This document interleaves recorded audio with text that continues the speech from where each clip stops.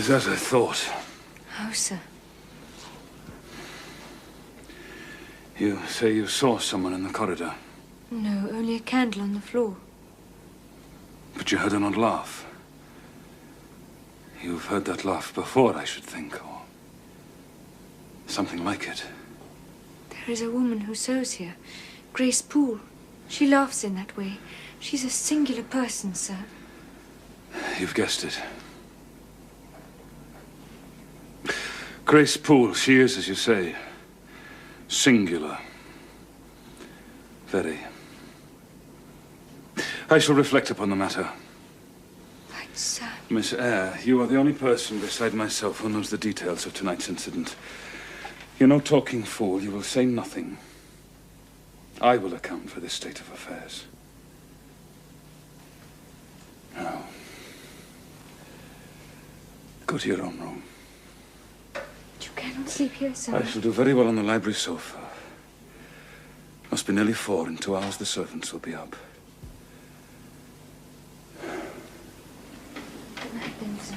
What? You're quitting me already? And in that way? You said I might go, sir. At least shake hands.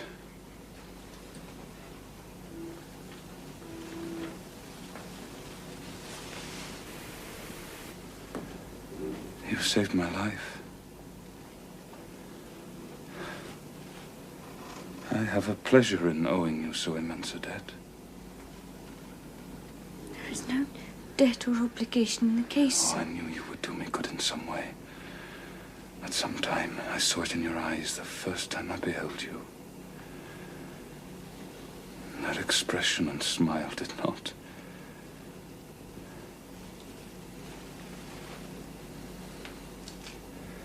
Did not strike delight to my very inmost heart so for nothing. Oh, my cherished preserver. Good night. Good night, sir. Glad I happened to be awake. But you will go. I'm cold, sir. Cold. Yes. Go then, Jane, go. I think I hear Mrs. Fairfax move. Well, Jane, leave me.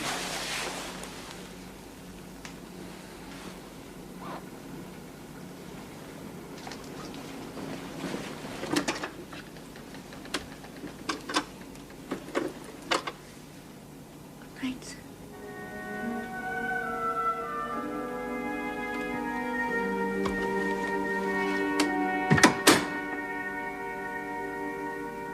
What a to-do! What a to-do! Good morning, Mrs. Fairfax. Oh, a good morning, do you call it? Have you seen the master's room? He might have been burnt to a cinder in his bed. And all for being careless with a candle. Ah, well, we shall have it to rights within the day. But there are so many things to be moved. I have Leah and John in there. I must call the rest of the servants. Jane, dear, take those and put them on the master's bed. Oh, I am so grateful he is gone. Gone? For good? Oh, dear me, no. No, he has only gone to a house party. He will be back. But I must get on. Oh, Jane, keep an eye on Leah and John. You know how they love to waste time gossiping. It's lucky he had his water jug full. I wonder he did it himself and wake nobody. Why, Miss Jane, what do you make of all this? I was looking for Mr. Rochester. Has he been in? No, miss, but his horse is to be saddled and he's riding over to the Lees. Oh, thank you, John. Do you know, is he expected to return soon? I'm afraid not, miss.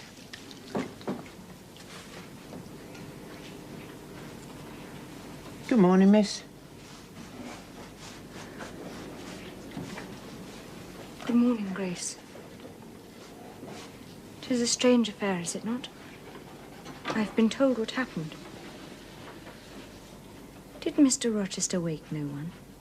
Did no one hear him move? Well, the servants sleep too far off to hear, miss. Mrs. Fairfax heard nothing.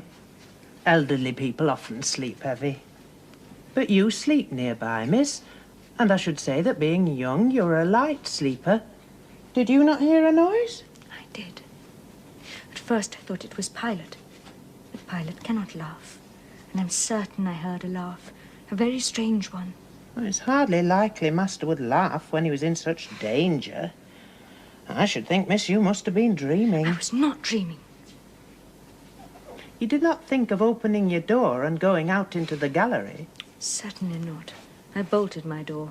I have not done so before, but I shall in future. It will be a wise thing to do.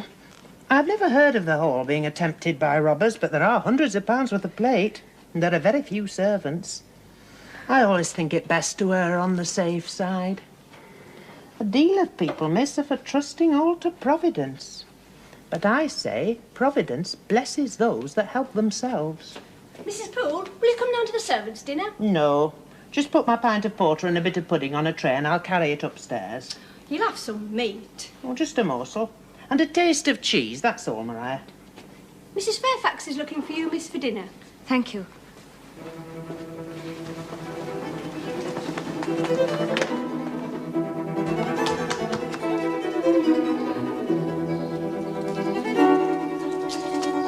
Mr. Rochester, Mr. Rochester! What is it? Miss Poole, sir, she's in your bedroom as bold as brass. Well, But why is she not in custody or at least dismissed? You as good as said she was guilty last night, sir. Why did you bind me to secrecy? is that all? Has she some hold over you, sir? Miss Eyre, kindly confine your concerns to matters which are within your province.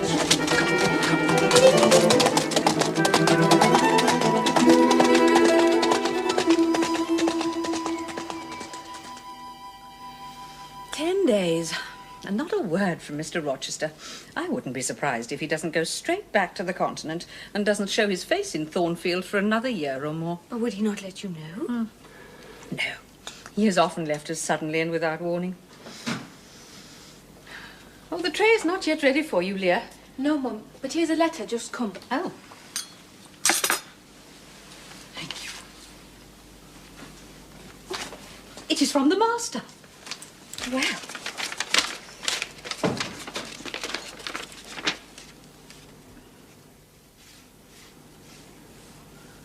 Well, we are going to be busy now. He is returning. Indeed he is. And within 3 days, he's bringing a party of friends with him. And the Honourable Blanche Ingram.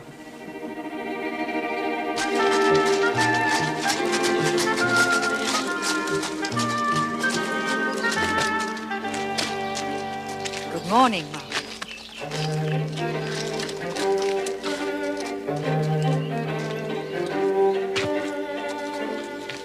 Welcome to Thornfield.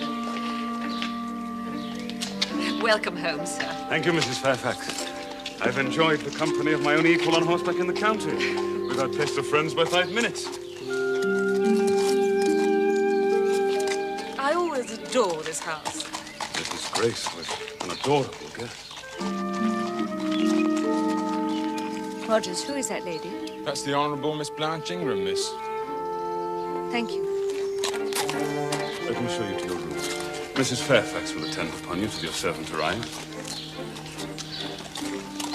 Mais qu'elle est belle! She is very beautiful.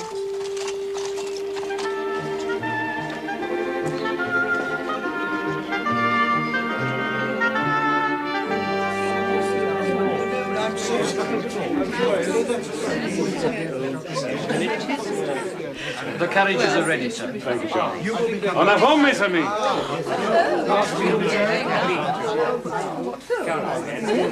They have a fine day for their excursion. And do not Mr. Rochester and Miss Blanche make a fine couple? He evidently prefers her to any of the other ladies. Oh, it is clear he admires her. Yes, it is. Oh, but you see, my dear, the gentry have more to consider than themselves. Marriage is a duty. It involves fortunes, family trees, the bringing together of estates. And there must come a time when any gentleman has to consider his duty. She's indeed beautiful. Oh, you will see her at her best this evening. I happened to mention to Mr. Rochester how much Adele wished to be introduced to the ladies. And he said, let her come into the drawing room after dinner. Oh, she will be in ecstasies. And he said, let Miss Eyre accompany her. Oh, no, he was only speaking out of politeness. I told him you were shy. And he said, tell her it is my wish. If she resists, I shall come and fetch her. To speak truth, I did not greatly care for Mr. Rochester's guests. Most of them, Miss Ingram especially, seemed to me to be shallow, haughty, and contemptuous towards those not of their own station. Of course, you have a governess for her. Where is she now? Is she gone? Oh, no, there she is still. You should hear Mamma about the subject of governesses. I had half a dozen at least, all either detestable or ridiculous. I used to quiz my governess, but she was such a good creature. I might ransack her desk or upset her workbooks. She would bear anything. I suppose we shall now have an abstract of the memoirs of all the governesses of all our families. May I play you something instead? Oh, it's an exciting game. Please do.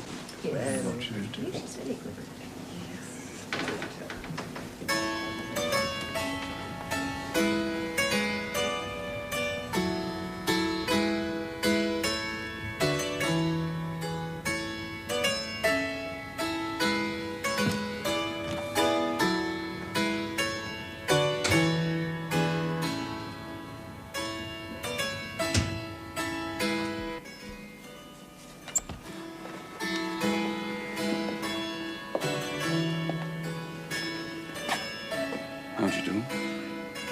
I'm very well, sir. Why didn't you come and speak to me in the room? I did not wish to disturb you as you seemed engaged, sir. Well, what have you been doing during my absence? Nothing particular. Teaching Adele as usual. You're looking a good deal paler than you were. What's the matter? Nothing is the matter, sir. Did you catch cold? That night you half drowned me? Not the least, sir. Return to the drawing room. You're deserting too early. I am tired, sir. And a little depressed. What about? Tell me. I'm not depressed. But I affirm that you are. So much depressed that a few more words would bring tears to your eyes.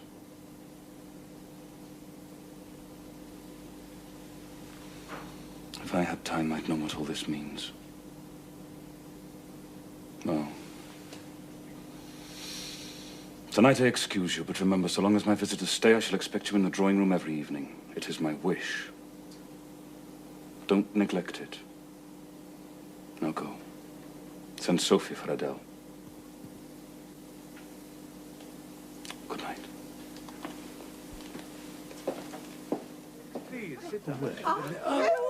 One evening, a change of entertainment was proposed. They spoke of playing charades, but in my ignorance, I did not understand the term. Don't forget. Oh, yes, wedding. Why, it's a marriage. Oh, wonderful magnificent couple they make. Don't be perhaps preferable. Oh, he looks like Shane. Shane? Is this the whole Yes, I think so. No, it can't be. Whatever can it be? Was not the second syllable well? And does not that make the entire word Bridewell, the lunch colonel? Bravo! Ah, well done. I got it. I got it. That's a very good one. That's right. Very good. Excellent. I did enjoy it. My dear, calm down. Let me hand you down. Thank you. You were so good. You never had quite me well.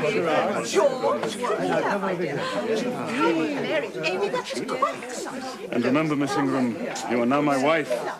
We were married just now in front of all these witnesses. I saw he was going to marry her for her family, rank, and connections. I was not jealous, or only rarely so. But I suffered an ever-torturing pain, for I knew he did not love her. He told us next day that he had been summoned to Milcott on business and would not be back till late. That same afternoon, a stranger arrived at Thornfield.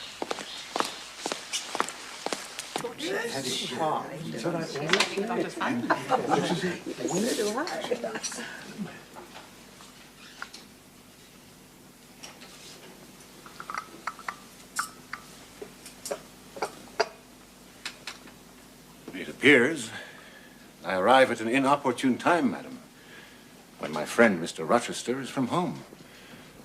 But I arrive from a very long journey, and I think I may presume so far an old and intimate acquaintance as to install myself till he returns. My name is Mason. I am but just arrived in England. I spent some time on the West Indies station, sir. Do I detect? You have an acute ear, sir. I am from Kingston, Jamaica. I know it well. It was there that I met Mr. Rochester. I did not know that Mr. Rochester had ever been to the West Indies. Oh, Rochester has been everywhere. But allow me to introduce you to the company, Mr. Mason. Lady Ingram, permit me to present Mr. Mason formally to you. Yes, certainly. Lady Lynn? Rochester did not like the West Indies. Hurricanes and heat and the appalling rainfall were too much even for his heroic tastes. Beg pardon, sir. There's an old woman in all being extremely troublesome, refusing to leave. A gypsy, sir. Well, tell her I'm a magistrate and she'll have her put in the stocks if she does not take herself off. No, wait. Sam, did I hear you say she was a gypsy? Yes, sir. She insists on being brought in before quality to tell fortunes. Well, we have no plans for entertainment. Let her entertain us. Surely, Colonel Dent, you would not encourage such a low impostor. What is she like? A shocking, ugly, old creature, miss, almost as black as them calls. Let's have her in. To be sure, why throw away the chance of a little fun? Show her into the library. Well, that is what she wants, miss. She says she'll not appear before the vulgar herd. I think I had better go first. No, sir. She wants no gentlemen. Ladies only. And only them that's young and single. By Jove, she has taste. Oh, my best, my dearest, pause. Reflect.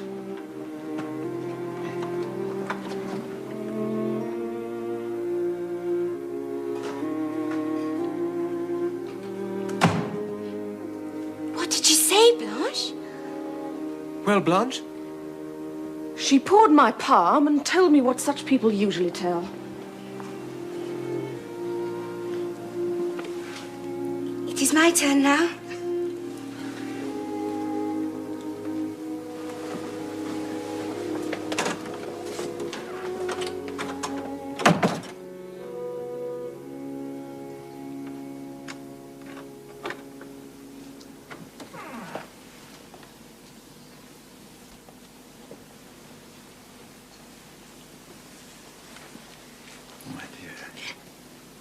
I am sure she is something not right. She told me such things. She knows all about it.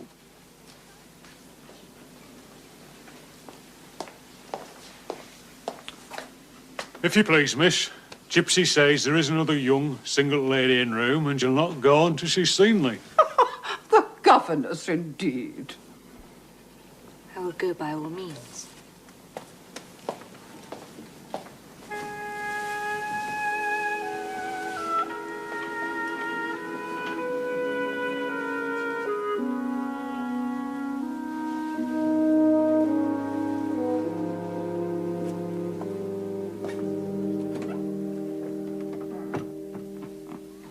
I can make nothing of such hand as that is to fine.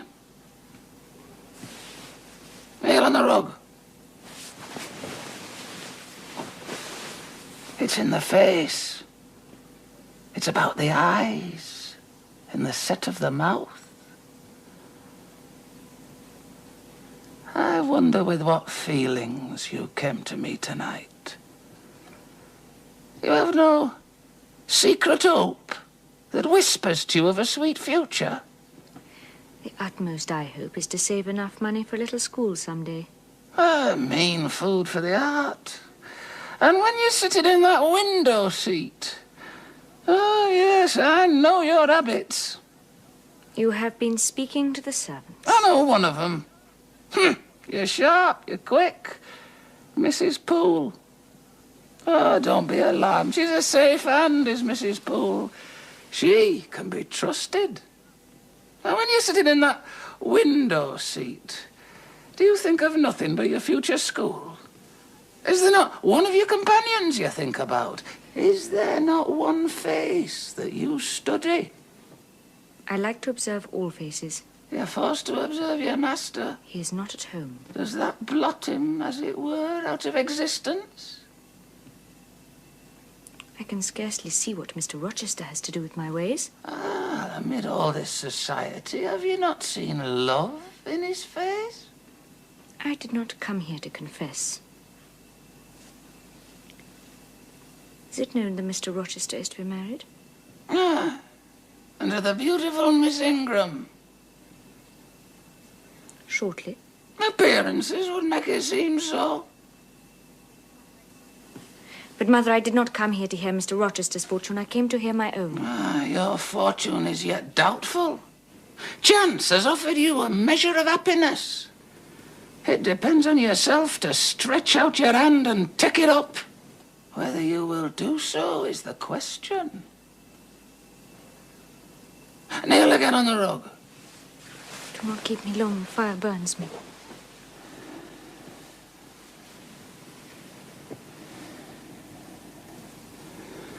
The flame flickers in the eye shines, it's soft and full of feeling. The eye is favourable. The mouth, at times, delights in laughter. The brow's the enemy. That brow says I can live alone if self-respect requires it. I needn't sell my soul to buy bliss.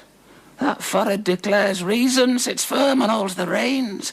It will not let her feelings burst away and hurry her to wild chasms. Strong wind, earthquake, shock and fire may pass by. But I will follow the guiding of that still, small voice called conscience. Well said, Conscience, your voice shall be respected. Well, Jane, do you know me now? Off, ye lendings! It's well carried out, don't you think? This was no party game. You have been trying to draw me out. Oh, Jane, do you forgive me? I don't know. I shall have to have time to think about it. Mr. Rochester, are you aware there is a stranger waiting to see you? Mr. Mason of the West Indies. Mason? The West Indies. Are you ill, sir? Oh, Jane, I've got a blow, Jane. Where is he? In there with the others.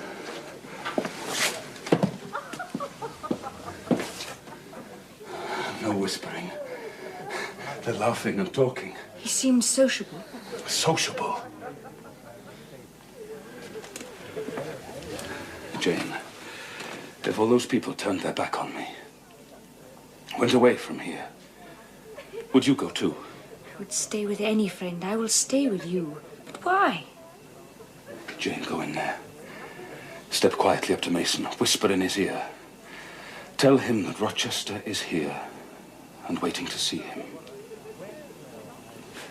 Show him in, then leave us.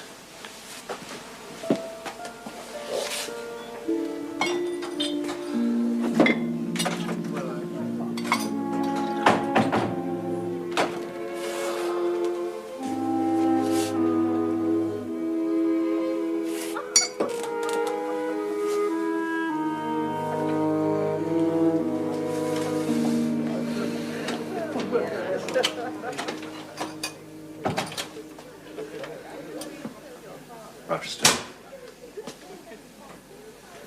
I'm sorry to arrive without warning.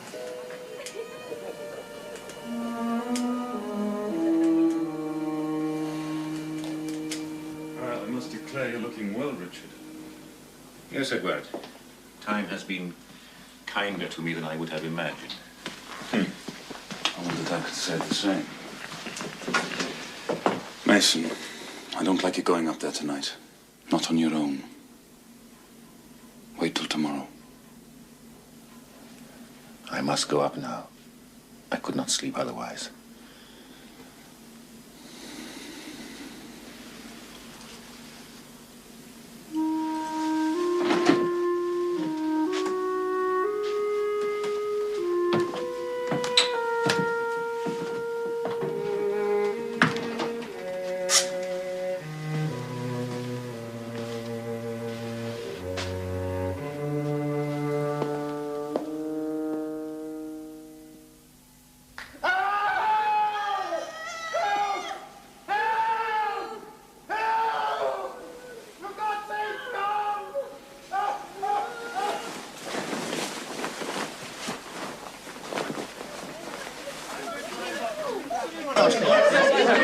Henry, my dear fellow, did you hear that?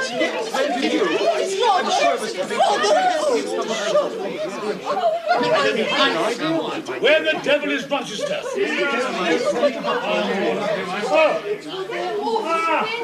Don't strangle me. All is right, Jimmy. All is right. What the deuce was that noise then? Yes, one of the servants had a nightmare. That's all. Now I must ask you all to return to your rooms. We must get the house settled. Gentlemen, have the goodness to set the ladies an example. Miss Ingram, I know I can count on you. Ladies, you'll catch your death of cold in this gallery. I'm sure. Come on. No.